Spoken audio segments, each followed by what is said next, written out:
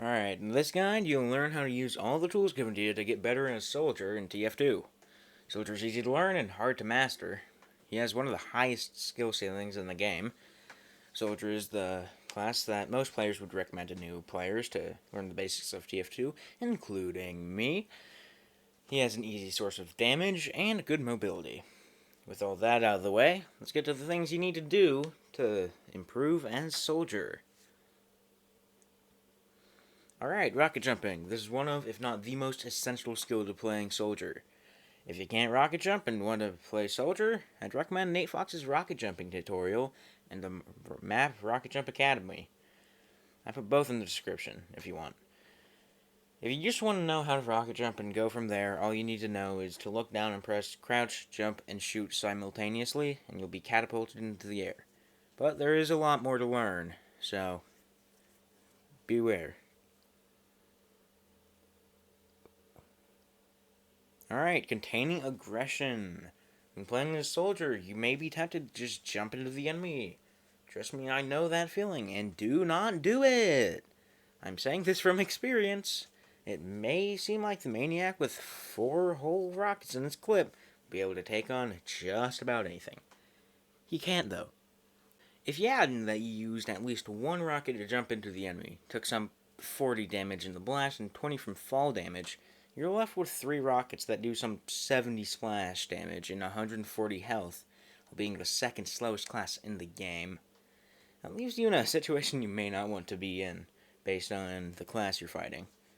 I mean, if you're fighting a scout, that wouldn't be too hard. If you're fighting a spy or a sniper, you're gonna win, easy. But, do not jump a heavy, ever. If you do this, you will die. If the heavy is aware of his surroundings, he will stop all of your momentum in the air and send you cratering to the ground. He will mow you down, buddy. It's best to fight a heavy on the ground, alright? Not in the air.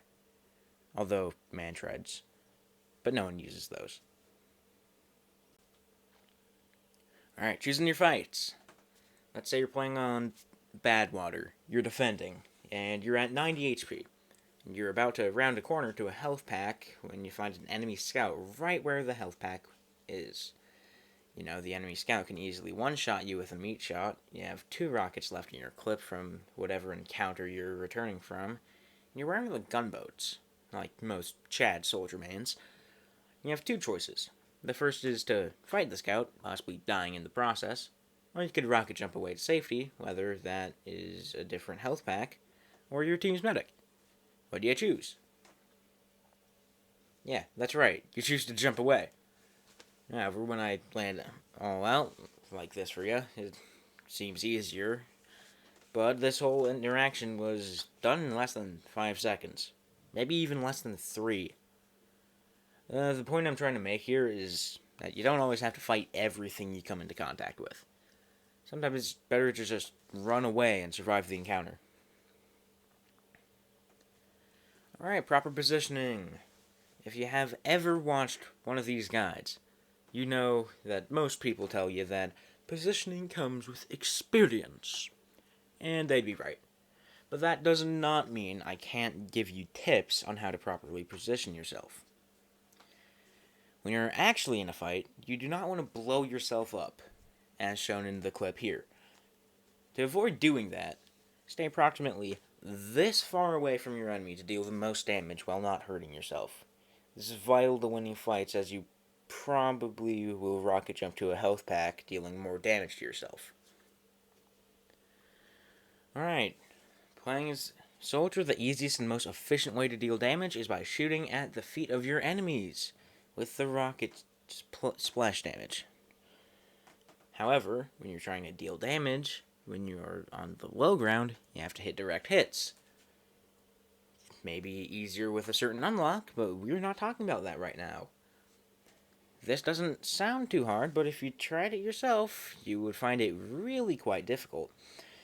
However, when on the high ground against your opponent, you'll find it that you have an advantage over them and will have an easier time killing them.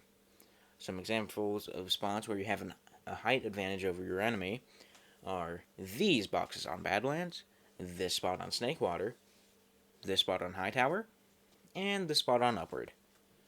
Even if the height advantage is as small as these rocks on Upward, it's still an advantage. Okay, I know what you're thinking. Well, obviously, how else am I supposed to kill enemies? That is completely reasonable.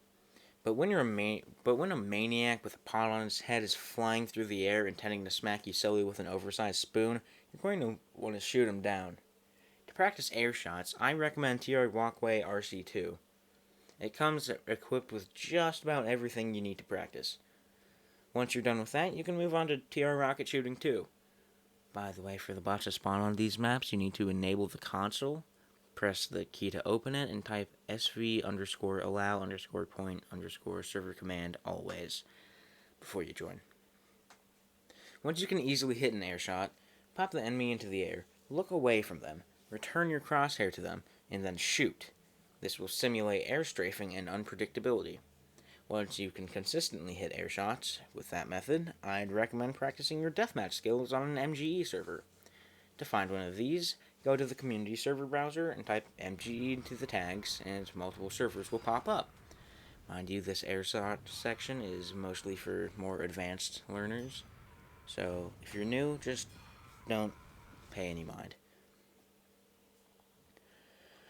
Alright, using the right items. If you're like me, you probably stick to using one loadout, and one loadout only. For me, I use the stock rocket launcher, the gunboats, and the escape plan. This is a pretty good loadout, but not in every situation. What if the enemy team has 4 NGs turtling on last? You should probably use the battalion's backup in direct hit.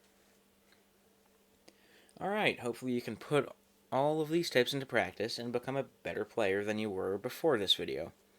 In summary, don't go for bombs you don't have to go for. It's okay to escape if you need, and always practice. Goodbye, and make a soldier proud.